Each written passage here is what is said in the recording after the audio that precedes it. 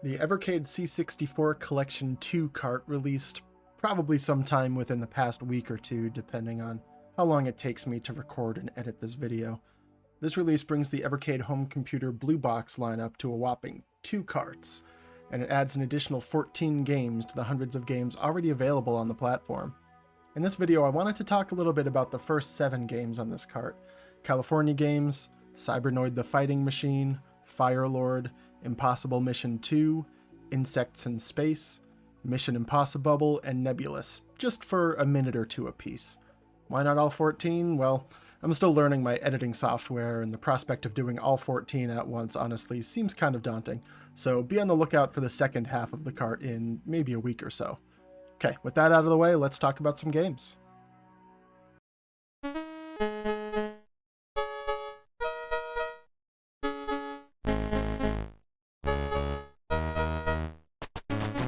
California Games, the multi-event sports game, returns to the Evercade.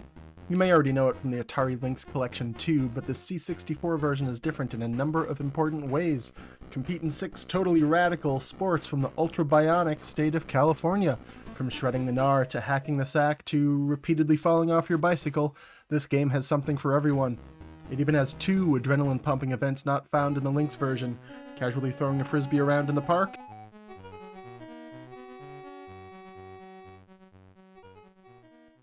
and roller skating to the store to purchase equipment for other cooler sports.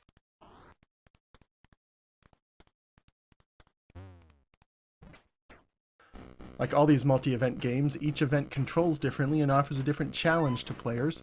Most require a bit of practice, but tend to pay off by being pretty fun. Also, like most multi-event games, this is likely to play best as a multiplayer game or a bit of a time killer between other games. Overall, this is a pretty solid offering and provides enough differentiation from the Lynx version to prevent it from feeling too much like a duplicate.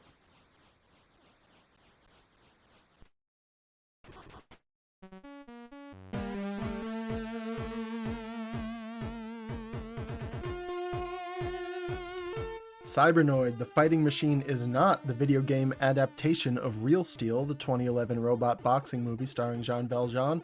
Instead, it's an 8-bit tough hybrid of shoot-'em-up and platformer.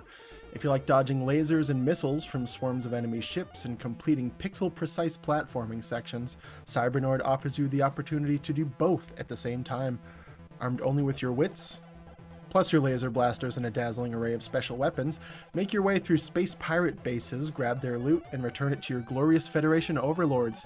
A bit like if they gave Mappy a spaceship, I guess. This game offers quite a challenge, both in the shmup and platforming sections, but honestly, I'm still just glad to have a horizontal shooter where I can fly into the ceiling without immediately exploding. Just like with Marauder on C64 Collection 1, the graphics are great, the music is banging, and the gameplay is smooth. Plus, there's only 3 levels, so it's not too much of a hassle to save state your way through to check it out.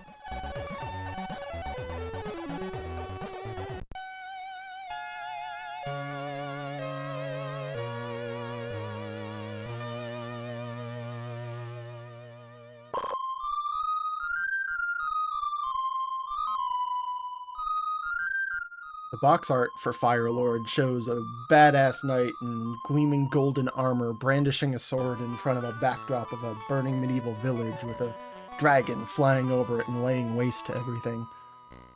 Then you start the game and you see you actually seem to be an unarmed medieval peasant wandering around the forest while other medieval peasants walk into you and drain your life force like you're some kind of introvert at a Ren fair. Where's your armor? Where's your sword? What's going on? Well, I'm still not sure, but I think I'm getting there. The map appears to be quite large, perhaps even venturing into sprawling territory.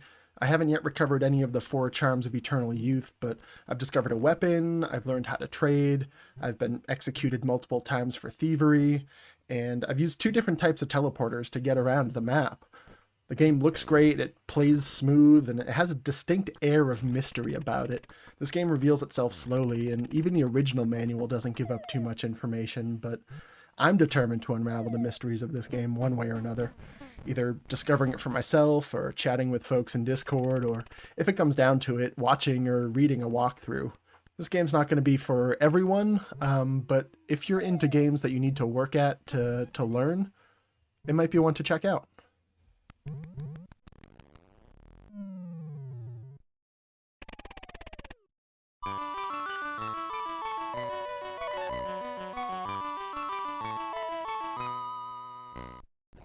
Elvin's back! Exclaims the box art of Impossible Mission 2 like some kind of archaic curse. I'm not sure what the lore is about his back, but Elvin Atombender, the evil genius, has returned and has a new evil lair, still filled with truly bizarre interior decorating choices.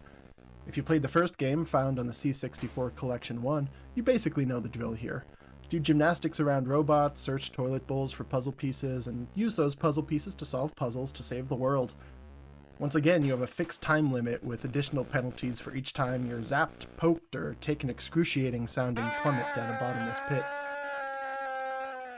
Like all good sequels, Impossible Mission 2 has flashier graphics, more complex gameplay, with more and different puzzles to solve. If you played the first game, you probably already know how you'll feel about this one. If not, it's another solid platformer where each room is a self-contained puzzle that provides pieces for solving bigger puzzles that advance you through the game. I'm not sure if I have a preference for this game versus the first one, as the moment-to-moment gameplay is largely the same, with most of the differences being around larger questions of progression, which honestly I don't do much of due to the aforementioned zaps, pokes, and excruciating sounding falls down bottomless pits.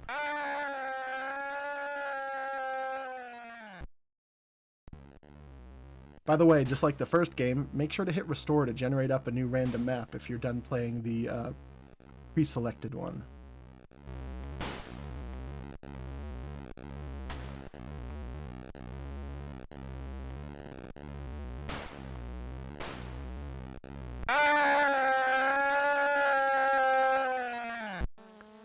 Insects in Space, as you might imagine, has you playing a naked Valkyrie that uses her laser eyes to protect grape juice-loving German babies from poisonous... Oh, space insects. Yeah, there it is. Insects in Space. This Defender 'em-up features some of the most brutal flashing sequences of any game on any Evercade cart I've seen so far, which is why I'm only using short clips here to avoid the flashes. So if you experience photosensitivity or live within a 3-mile radius of anyone who does, you'll want to approach this game with caution. Still, if you can look past the truly deadly graphics, perhaps because your eyeballs have been burned out, there's some pretty solid gameplay to be found here, especially for fans of Defender and Defender-alikes.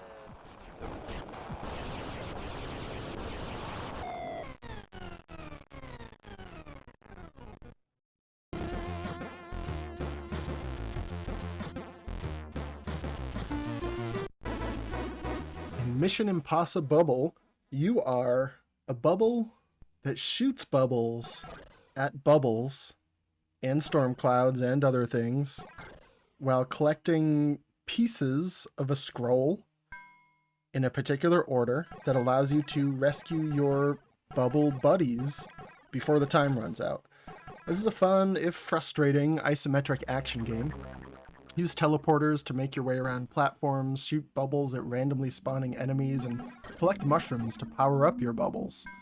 Learning the level layouts and what order to collect the scrolls in is the challenge here, and the enemies constantly spawning right in front of and behind you. Being isometric, maneuvering around can be a little frustrating, and the randomly spawning enemies can be tough, especially when moving around corners. But once you get the hang of the mechanics and the strategies, it's a lot of fun.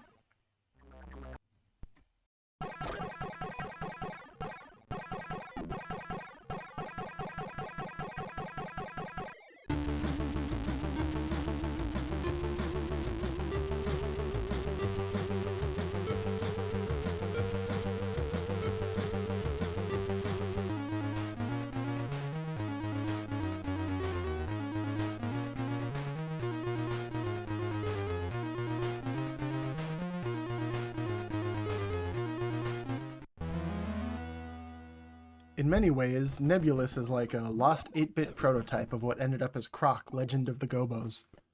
Most of those ways are that the protagonist is a green creature that can jump, just like Croc.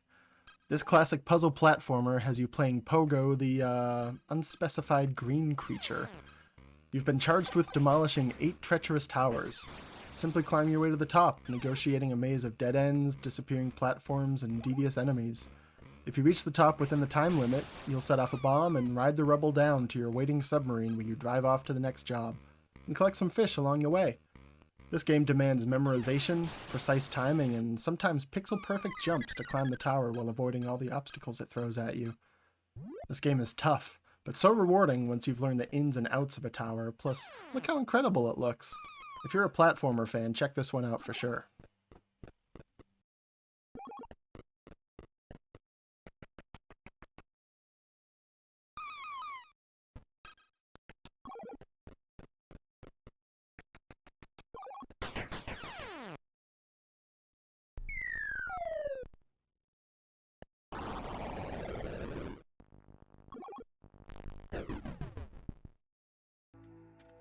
So that's the first half of the C64 Collection too. There's some great games here, including, spoiler, my favorite game on the cart, Nebulus.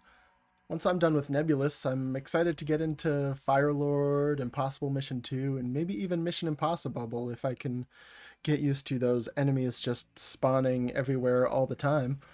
Feel free to let me know how you feel about these games in the comments, or let me know how you feel about videos of this format that I'm kind of messing with to learn how my editing software works. Or whatever, anything else, all those good content engagement things I'm meant to be doing now that I'm doing YouTube things. Anyway, thanks for watching and catch you later.